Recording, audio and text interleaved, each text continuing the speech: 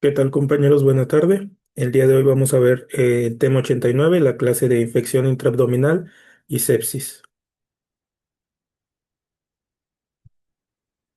Ahora, ¿qué son las infecciones intraabdominales? Son aquellas infecciones en las que va a haber una inflamación peritoneal y una respuesta a los microorganismos presentes en esta misma, generando una pues colección de líquido purulento o exudado purulento en la cavidad peritoneal. La clasificación hay varias. Nosotros nos centramos, bueno, ahorita nos centré en la clasificación por ITSA, que las divide en no complicadas, en aquellas en las que va a haber una inflamación intramural sin disrupción anatómica, o lo que también se le conoce como peritonitis localizada, por ejemplo, secundario a una apendicitis complicada, y aquellas infecciones intraabdominales complicadas, que son aquellas que se extienden más allá del sitio de infección, también conocidas como peritonitis generalizadas. Otra manera de clasificarlas, que también vienen en las guías de la ITSA, es la peritonitis primaria, que va a ser aquella que es resultado de una traslocación bacteriana desde lo que es un intestino o un tracto gastrointestinal íntegro, y generalmente va a ser de una sola bacteria o microbiana, y va a estar, por ejemplo, relacionada con la diálisis peritoneal, que en ocasiones se clasifica como primaria. Otro tipo de peritonitis primaria es aquella que suele ser común en pacientes con insuficiencia hepática y cirrosis, con los cuales va a haber un estado proinflamatorio crónico secundario a la enfermedad cirrótica o la insuficiencia hepática, lo que va a provocar pues una ascitis. Esto va a provocar un edema también interasa, por lo mismo de la estasis venosa secundaria a, pues la misma cirrosis en la vena porta, genera el edema de lo que es la pared intestinal y va a haber una traslocación bacteriana. También tenemos lo que es la peritonitis secundaria, la cual se refiere a una peritonitis provocada por una contaminación debido a una perforación, una laceración o una necrosis. Pues lo más frecuente es que esta casi siempre sea polimicrobiana, y pues los ejemplos más comunes va a ser una apendicitis complicada, perforada o necrosada, una pues disrupción incidental o de una anastomosis, una disrupción advertida o no advertida de lo que es el tracto gastrointestinal, y una peritonitis terciaria, que es una infección que persiste tras 48 horas de un manejo apropiado de una peritonitis primaria o secundaria. En este caso, pues va a ser común en pacientes en estado crítico, pacientes inmunocomprometidos,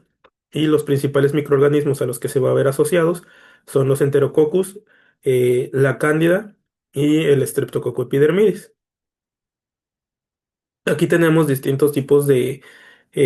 ejemplos, los cuales podrán desarrollar una peritonitis o una infección intraabdominal, los cuales pueden ser de derecha a izquierda y de arriba hacia abajo. Un tumor maligno gástrico que puede provocar una perforación del mismo, una colecistitis aguda severa, una úlcera péptica perforada, una apendicitis perforada, como ya lo mencionamos antes, obstrucciones del intestino delgado, como lo pueden ser secundarios a adhesiones, a malignidad, a volvulos, o aquella que puede ser generada por la salmonela, obstrucción del intestino o del colon, que puede ser secundaria también a un vólvulo o a un tumor maligno, y aquellas que son secundarias a los divertículos perforados. En caso de considerarlas iatrogénicas, pues sería una fuga de anastomosis, una perforación endoscópica, una enterotomía no advertida o un cuerpo extraño infectado. Va a depender mucho el lugar de la infección o el lugar del sitio principal de donde viene la infección, aquellos microorganismos que se van a ver relacionados. En el caso, por ejemplo, de una perforación gástrica, serían los lactobacilos, los streptococcus, algunos anaerobios como la probotela, y también lo que sería el Helicobacter pylori. Cabe mencionar también que en pacientes, ya sea inmunocomprometidos o no, va a haber un riesgo de contaminación por cándida, ¿sale? Eh, por ejemplo, en lo que sería el colon y el resto del intestino, principalmente en el intestino delgado serían bacilos gram positivos como lactobacilos y clostridios, y en lo que sería el colon serían aerobios como bacterioides, Fusobacterium, enterobacterias como por ejemplo E. coli, Klebsiella o Enterobacter. La epidemiología, perdón, de las infecciones intraabdominales o las peritonitis, pues generalmente la epidemiología intrahospitalaria más común es la licencia de una anastomosis y por orden de frecuencia estas anastomosis suelen ser de colon, de estómago, de páncreas o de intestino. La mortalidad va a ser variable del 1 al 70% con un promedio de 30% cuando se cumplen los criterios de lo que es la sepsis abdominal que vamos a ver en un momento. En caso de que no sea una etiología intrahospitalaria, pues la más común son las que vimos hace un momento. Sería pues principalmente secundaria a una colecistitis severa o a una apendicitis complicada. ¿Qué es lo que necesitamos hacer ante datos de una infección intraabdominal? Pues primero una valoración diagnóstica adecuada, una historia clínica completa en la cual se deben recabar signos y síntomas del paciente, se debe de visualizar o de explorar adecuadamente al paciente, no solamente en el área abdominal, sino también en todo lo que sería el resto de lo que es el tronco, el tórax, la pelvis, para pues poder dilucidar algún foco de infección, preguntar los antecedentes, sobre todo los antecedentes quirúrgicos que ha tenido el paciente, sospechando de una disrupción de anastomosis. Por ejemplo, una valoración diagnóstica inicial de un paciente hospitalizado sería un poco más sencilla de realizar, pues ya se tienen unos exámenes, o se supondría que se tienen exámenes de laboratorios previos y se puede comparar con unos tomados de manera urgente. Sin embargo, un paciente que llega de primera vez a urgencias, pues se debe de apoyar a exámenes de laboratorio como es la biometría hemática y los reactantes de fase aguda como lo son la proteína C reactiva, la procalcitonina y la velocidad de sedimentación globular. También nos tenemos que apoyar de lo que son estudios de gabinete, los cuales pues el más eh, sensible y específico es la tomografía computarizada. En algunos casos se prefiere que sea con contraste, sin embargo, va a depender de la patología que se sospecha o ¿cómo decirlo? Eh, Uno de primera línea, que va a ser operador dependiente, va a ser el ultrasonido, que en casos, por ejemplo, como la sospecha de una colecistitis severa o grave, nos va a ser de más utilidad que una tomografía. Eh, otro dato que es importante mencionar es que en los pacientes que no son sometidos a la laparotomía exploradora, la TAC es la modalidad de elección, perdón, para determinar la presencia de una infección intraabdominal o IIA y su origen. Ahora bien, los estudios de gabinete van a pasar a un segundo término si el paciente cuenta con datos clínicos evidentes de peritonitis difusa, en el cual pues el procedimiento quirúrgico es prioritario. ¿Cuáles van a ser estos datos? Pues datos francos de peritonitis es un abdomen en madera, dolor desmedido a la palpación, un abdomen que va a ser pues duro al tacto, que puede tener distensión abdominal, que puedes tener sonido o puede ser timpánico a la percusión, o bien que ya tenga datos francos de una perforación abdominal. ¿Cuáles van a ser los pasos recomendados para el diagnóstico y el control de una infección intraabdominal? Pues primero que nada va a ser la reanimación ante sospecha de un paciente que cursa con sepsis o con choque séptico, con cristaloides guiados por los lineamientos de la Suburban Sepsis Campaign, un diagnóstico adecuado apoyado por los estudios antes mencionados, un control del foco en las primeras 24 horas, en las cuales pues la mayoría de los pacientes con una infección intraabdominal va a requerir un control quirúrgico del foco y el retraso de este se asocia a mayores tasas de complicaciones o una mortalidad más alta, así como estados mórbidos presentes por más tiempo y un adecuado tratamiento antimicrobiano que va a ser otro de los tres pilares que van a verse dentro de lo que es una infección intraabdominal o una peritonitis. ¿A qué nos referimos con el control del foco? Pues es el control de la fuente de infección que se puede lograr utilizando técnicas quirúrgicas, así como técnicas no quirúrgicas o terapia médica conservadora. Eh, la cirugía pues va a ser la medida terapéutica más importante para controlar las infecciones. Los principales objetivos de la intervención quirúrgica incluyen lo que es determinar la causa de la infección y controlar el origen de la misma, ya sea lo que mencionamos antes, una infección,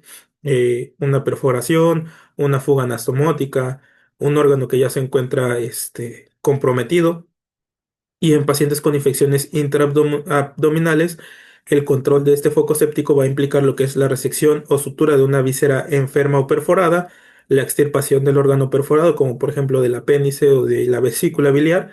el desbridamiento del tejido necrótico en caso de encontrarlo así, por ejemplo una pancreatitis ya necrosada o que se encuentra necrosada y además infectada,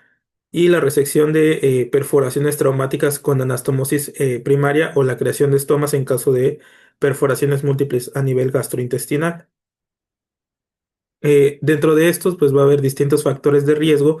asociados a lo que serían infecciones asociadas a la atención médica o intrahospitalarias. ¿Cuáles son estos factores de riesgo? Pues que el paciente esté hospitalizado por lo menos 48 horas en los últimos 90 días, que haya recibido terapia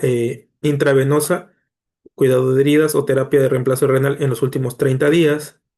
si haya recibido dosis de terapia antimicrobiana, perdón, de amplio espectro en los últimos 90 días, que haya desarrollado previamente una infección postoperatoria a cualquier nivel o que se encuentre previamente colonizado o infectado de un patógeno resistente. Esos nos van a dar pautas para sospechar que la infección no sea de origen comunitario, sino de origen intrahospitalario. ¿Qué es lo que va a depender o por qué es importante este punto? Porque una infección abdominal adquirida en la comunidad va a tener un menor riesgo de fracaso al tratamiento, ya sea un tratamiento médico o un tratamiento quirúrgico simultáneo con un tratamiento médico. No así con la infección nosocomial, la cual va a aumentar paulatinamente el riesgo de fracaso al tratamiento médico o quirúrgico, y va a tener la posibilidad pues, darnos más complicaciones. Ahora bien, ¿qué es la sepsis? La sepsis se va a definir como una disfunción orgánica aguda causada por una respuesta desregulada del huésped a una infección. En 1992 se definió la sepsis como la respuesta sistémica inflamatoria asociada a la infección, acuñándose el acrónimo SIRS, SIRS, el cual es el síndrome de respuesta inflamatoria sistémica. Este síndrome de respuesta inflamatoria sistémica va a tener varios criterios, cuatro principalmente, los cuales van a ser una temperatura menor a 36 grados o mayor a 38, una frecuencia cardíaca mayor a 90, una frecuencia respiratoria mayor a 20 o 22 dependiendo de la fuente en la que le vean, en este caso pues es de la guía Sepsis 3, y una presión alveolar de dióxido de carbono que sea mayor a 32 milímetros de mercurio, así como en caso de contar, por ejemplo, con una gasometría al momento de su ingreso o su valoración en urgencias. También otro criterio para confirmar el diagnóstico de sepsis de manera temprana es un recuento leucocitario con más de 12.000 leucocitos por milímetro cúbico o menos de 4.000 por milímetro cúbico, o también que haya un 10% de bandas respecto a los polimorfonucleares. ¿Qué nos va a definir si se trata de una sepsis o un choque séptico que mencionamos hace unos momentos? Primero que nada, pues es importante evaluar lo que es al paciente con una escala de SOFA. ¿Qué es esta escala? Pues es la Sepsis Related Organ Failure Assessment. eh, un paciente, esta escala va a evaluar distintas características del paciente. En el sistema nervioso central va a evaluar la escala de Glasgow, a nivel renal va a evaluar la creatinina o la diuresis, a nivel hepático va a evaluar la bilirrubina, a nivel de coagulación va a evaluar las plaquetas, a nivel respiratorio va a evaluar, perdón, la relación ventilación-perfusión, y a nivel cardiovascular va a evaluar lo que serían si ocupa o no agentes vasoactivos y cuál es la presión arterial media, como lo vemos en esta tabla. Un paciente con una infección va a ser descrito como aquel paciente, bueno, con sepsis más bien, aquel paciente que cumple con dos o más criterios de SOFA respecto a una toma basal del mismo, o que debuta con dos o más respecto a esto, dependiendo también la guía. En caso de que se debute con cuatro de manera inicial, pues ya también se confirmaría el diagnóstico de sepsis. Y pues los valores están expresados aquí en esta misma tabla, en los cuales conforme van disminuyendo, por ejemplo, en el sistema nervioso central, va aumentando el puntaje que se adquiere. Es así que un paciente que llega con una escala de coma de Glasgow de 10 a 12, que llega con una creatinina de 2 a 3,4, con una bilirrubina total de 2 a 5, o con menos de 100.000 plaquetas, se va a considerar con solo uno de esos criterios que mencioné antes, se va a considerar como una posible sepsis, perdón, respecto a su evaluación inicial. Ahora, como podrán darse cuenta, pues o la escala de SOFA va a ocupar criterios que no pueden ser tomados o pueden ser evaluados en minutos. Y recordemos que ante un paciente con sepsis, pues el tiempo va a estar altamente relacionado con la mortalidad del mismo padecimiento. Entonces se creó de ella se desprende lo que es un Quick SOFA, que es una herramienta simplificada que se usa fuera de la unidad de cuidados intensivos para identificar pacientes con riesgo de sepsis. ¿Qué es esto? Una escala de Glasgow menor a 13, una presión arterial media o tensión arterial media menor a 100 milímetros de mercurio y una frecuencia respiratoria mayor a 22 respiraciones por minuto. La presencia de dos o más, cada uno va a dar un punto. La presencia de dos o más puntos del Quick SOFA, pues va a ser una alta sospecha de que se trate de una sepsis y también una alta sospecha de que requiera manejo intrahospitalario en la unidad de cuidados intensivos. Si se dan cuenta, pues la misma escala del Quick SOFA se ve involucrada en lo que es eh, la escala de SOFA normal. Si se dan cuenta, cada uno de estos, por ejemplo, el sistema nervioso central, la escala de Glasgow, se encuentra dándole 2 puntos aproximadamente o un punto, dependiendo si es menor a 13 o menor a 12. eh, y pues a nivel de respiratorio no evalúa tanto la ventilación-perfusión, sin embargo evalúa la frecuencia respiratoria, y si se dan cuenta a nivel cardiovascular, como no se puede hacer uso de las aminas vasoactivas, pues evalúa lo que es la tensión arterial media. Ahora bien, ¿qué es un choque séptico? El choque séptico es un subtipo de sepsis que incrementa la mortalidad en un 40% y que va a incluir alteraciones circulatorias y anormalidades en el metabolismo celular. Para que se cumplan los datos de un choque séptico, va a requerir, o el paciente va a tener un requerimiento de aminas vasoactivas para mantener presiones arteriales medias mayores a 65 milímetros de mercurio o iguales a 65 milímetros de mercurio, que son las perfusorias, y que tenga un lactato sérico mayor a 2 milimoles por litro o mayor a 18 miligramos por decilitro en ausencia de hipovolemia. También es importante que al sospechar de un choque séptico en un paciente que llega hipotenso, que cursa con hipotensión resistente a lo que es el apoyo con líquidos y electrolitos, pues se puede tomar una proteína C reactiva inicial para darle un seguimiento a la misma, al mismo choque séptico o sepsis derivada de este, y ver en este momento cómo se encuentra inicial, bueno, al momento de detectarlo, y ver si hay mejoría con tomas de proteína C reactiva subsecuentes, las cuales pues esperan que disminuya. Ahora, ¿cuál es la epidemiología de la sepsis? Pues va a ser una de las causas más frecuentes de internamiento en la unidad de cuidados intensivos en todo el mundo. Su incidencia va a fluctuar entre lo que son 15 a 73%, y la mortalidad en la sepsis va a ser de alrededor del 25 al 49%, mientras que un paciente con choque séptico va a tener una mortalidad mayor estimada de 33 a 72%. ¿Sale? Es por eso que es importante, pues, un diagnóstico temprano adecuado y un control adecuado de la sepsis o del choque séptico, en este caso a nivel intraabdominal. Molecularmente, de manera muy rápida, ¿qué es lo que va a pasar con la sepsis? Pues en las células que tenemos en nuestro cuerpo va a haber receptores tipo TOL, los cuales van a ser sensibles a patrones moleculares asociados a daño o asociados a peligro, los cuales van a hacer una transcripción de adaptadores intracelulares, que van a liberar, por ejemplo, lo que son las fosfoquinasas intracelulares para activar factores de transcripción. Todo esto nos va a llevar a el factor de transcripción principal de sepsis a nivel molecular o de infección a nivel intracelular, el cual es el factor de necrosis tumoral kappa beta, el cual, al verse activado ese factor de transcripción, va a potenciar lo que es la síntesis de citocinas, enzimas inflamatorias, quimiosinas e interferones de tipo 1, que van a desarrollar todo lo que es pues las características de la inflamación. Posteriormente va a haber el desarrollo de inflamosomas y va a haber una respuesta inflamatoria primero localizada y posteriormente sistémica desregulada, porque en este caso, pues por medio de estas vías va a haber una mayor cantidad de enzimas proinflamatorias, mientras que las enzimas o las moléculas antiinflamatorias van a verse reducidas.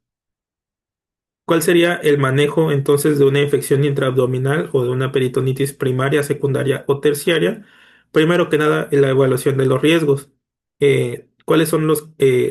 riesgos de bueno, los riesgos que tiene un paciente para desarrollar una infección intraabdominal? Pues que sea de edad avanzada o mayor a 70 años, que se encuentre inmunocomprometido con estatus de desnutrición, de acuerdo, por ejemplo, a la escala de Conut, que se encuentre con uso de esteroides o que se encuentre pues inmunocomprometido por el uso de esteroides secundario a un trasplante de órganos, que cuente con diagnóstico previo de tumores malignos y que cuente con enfermedades crónicas preexistentes, como por ejemplo enfermedades hepáticas, enfermedades renales o enfermedades metabólicas descontroladas, por ejemplo diabetes o hipertensión, y que tenga factores de riesgos específicos de la enfermedad, es decir, una clasificación de Apache mayor a 15, lo cual va a aumentar su riesgo de mortalidad, una infección asociada a los cuidados de la salud, como vimos previamente, que el retraso en la intervención inicial sea mayor a 24 horas o que haya una incapacidad para controlar la fuente de infección. A este mismo, pues, criterios de probable fracaso al tratamiento o con alto riesgo de infección intraabdominal, de alto riesgo, perdón, se va a añadir un puntaje de Mayhem de 26 a puntos, ¿sale? El segundo paso más importante en lo que es las infecciones intraabdominales, pues es el control de la fuente. Idealmente en las primeras 24 horas de que se diagnostica, eh, idealmente debe de ir del método menos invasivo para controlar la fuente hacia el más invasivo. En este caso, por ejemplo, el método menos invasivo para un control de una fuente, por ejemplo, en una peritonitis primaria, podría ser el uso de diálisis peritoneal si es asociado a la diálisis. Diálisis peritoneal con antibióticos, generalmente se puede usar vancomicina o amicacina, dependiendo del tipo de bacteria que se sospeche o de la que se tenga registro. En caso de, por ejemplo, no ser una infección intraabdominal primaria, no hacia una secundaria, pues puede ser un drenaje de colección o de absceso guiada por lo que es estudios de imagen, como guiada por eh, tomografía o guiada por ultrasonido, tratando de evitar pues posibles complicaciones con el mismo procedimiento. Y en caso de no ser candidato a alguno de estos manejos, pues se debe optar por una laparotomía con o sin técnicas temporales de cierre temporal de la pared abdominal. El control de la fuente pues va a ser el primer lineamiento crítico en el manejo de infecciones intraabdominales complicadas, que son las que se mencionaron hace un momento. Ahora bien, se habló en la diapositiva anterior de un cierre abdominal temporal. ¿Qué es esto? Pues es un paciente en el cual se realiza una laparotomía y de acuerdo a lo que se observó o de acuerdo a la fuente de infección de la misma, pues el cierre abdominal puede diferirse o puede hacerse un cierre abdominal temporal. ¿Cuáles pacientes se ven beneficiados por esto? Pues pacientes que tengan una hipertensión abdominal significativa, que tengan mucho edema interasa o que la peritonitis haya sido generalizada y pueda provocar posteriormente, a pesar de que no se ve en ese momento, un edema intestinal que puede comprometer pues lo que es la tensión intraabdominal. Que las reservas fisiológicas del paciente estén gravemente disminuidas, es decir, un paciente que se encuentra en estado de choque, que se encuentra con disminución de la albúmina, que se encuentra con una sepsis, con una leucocitosis muy severa, que no haya un adecuado control de la fuente de infección y requiera una segunda, una reintervención o más de una reintervención. Y en casos donde sea necesaria una segunda valoración mesentérica, como por ejemplo en aquellos donde hay una isquemia mesentérica, ya sea arterial o venosa. ¿Cuáles son los métodos más comunes del cierre temporal abdominal? Pues primero que nada el manejo del abdomen abierto, que puede ser con bolsas de Bogotá, como se ve en la imagen, en la primera imagen superior, o manejo que idealmente o las nuevas guías es lo que refieren, manejo con sistemas de presión negativa. Otros métodos de cierre temporal es una relaparotomía programada en caso de que se decida un cierre abdominal. Normalmente son la piel y el tejido celular subcutáneo lo que se cierra y se realiza una laparotomía programada o una laparotomía a requerimiento, es decir, el paciente se cierra la cavidad abdominal y se maneja con antibióticos de amplio espectro para controlar el foco y en caso de que se observe una colección intraabdominal por métodos de imagen como ultrasonido o tomografía, se realiza otra laparotomía para el drenaje del mismo o se valora la intervención por medio de radiología intervencionista. Pues estos métodos van a depender de la elección del cirujano y de